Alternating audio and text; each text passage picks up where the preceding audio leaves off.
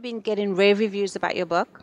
People are coming out, they're telling me about your book. So where did the inspiration come for your story? Well, that's a great question. I actually saw an article in a newspaper, and I really did.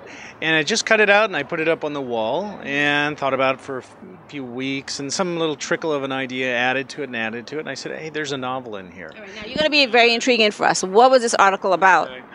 If you know Paris and you know the Eiffel Tower, and right across from the Eiffel Tower is the Trocadero. Okay. And what they did is, in this article, is some policemen, French policemen, had found an underground theater. Now, what it was is you would go to the side of the Trocadero, and if you got too close, there was actually, these people had put up a motion detector to trigger dog barking sounds to scare other people away. Now, if you were in the know, you could actually go past the plastic curtain and the sheeting and head down through the secret passage and go, and there's a theater maybe 50, 60, I think about 60 feet by 80 feet. What? It had a running bar, it had running water, it had a bathroom, and they had a projector for old movies. And these people are called cataphiles. They love the catacombs under Paris. So they actually went in there and watched film? They would just go in there, watch films, they'd party. I think they found a few hookahs, they found some tapestries, they found furniture, and people would sit around and watch old movies and have a good old time under here, completely unbeknownst to the French gendarmes. Wow. So, okay, from all of this amazing article, then a germ of an idea came for a book. So without giving us too much away, what is your book about so we're intrigued to go out and get it? Okay.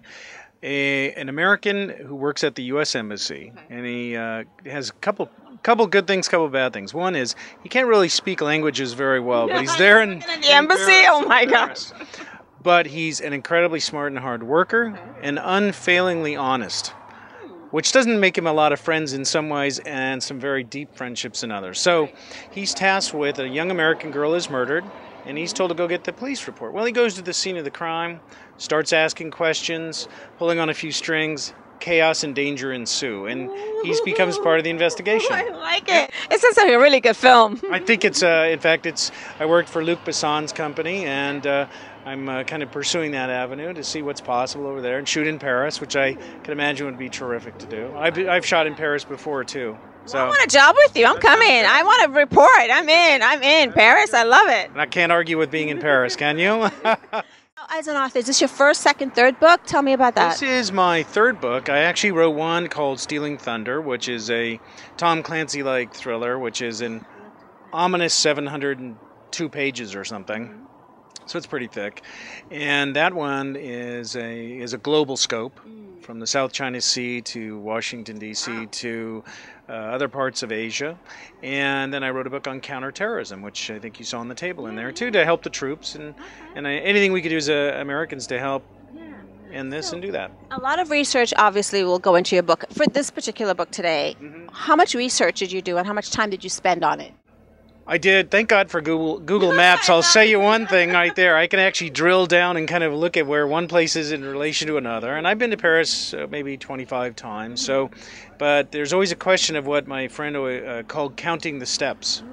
So you could say I was at this building and this building, but how many steps are there between the two? And that's a little tougher to get sometimes. I did a lot of research on the history of Paris, a lot of the characters and their background interests, a lot of books and people I contacted who actually go through and crawl through the spaces in the catacombs.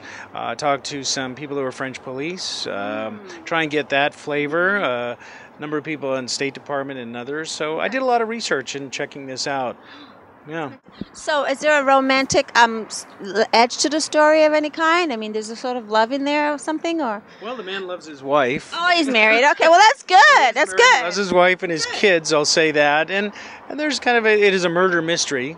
So we have some emotions flailing around that are, I think, anywhere from romance and a little lust and a little betrayal and a murder and accusations and everything like that. So, how much of the culture did you have to understand when you're writing your book?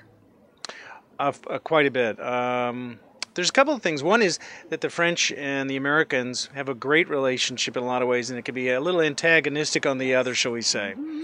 And I think it's the fast American pop culture befouls the elegant French culture, shall we say. And then the Americans can say, okay, well, what about the French and a few other things? But we have an abiding love. If we go back to the fact that we would not have had a country without help from the French at Yorktown. And the French were there for us. And then I think in World War II we were there for them. So I think it's a bit of a love-hate relationship, maybe a family kind of thing in a lot of ways. But you do have to dig down deep into little stores that people know, ways of doing things. I think a French sense of bureaucracy is even bigger than ours in many ways, and their frustrations. I'm going to meld the two, along with the culture in the State Department, which I think confuses a lot of people in a lot of ways. You speak French? Un peu. A little bit, but it's always better when I get over there. I don't have anybody to practice with here in Southern California too much. When I worked on the movies Taken and Taken 2 as the American line producer on those, and I practiced my French before and then managed to use it with a lot of the French crew. Not great French, but I could get my point across. The challenge is if they go into idioms, I have no idea what that means, but I think the same, I said a few things to them like, so where are you flying to today? And they're like, what? No, I'm not going to the airport. What are you talking about? No, I mean, where are you going? Or some other kind of American idioms that we kind of did the same to them. But I love French. I love the language. Read books in French when I was a student. So just adore it. It's great. Well, everybody seems to be like wanting to read your book and loving it. So to find your book, how do we order you? How do we get it? Give us some info. Well, you could go into Amazon and certainly look for it there, michaelmandaville.com. That's my website, but it's on Amazon right now. You could also get it on Kindle and download it and have a few sleepless nights worrying about my hero, and so you can enjoy it right there. Thank you very much for that. Well, thank you so much for chatting with us, and I can't wait to read your book. I look forward to it. Okay. You're very welcome.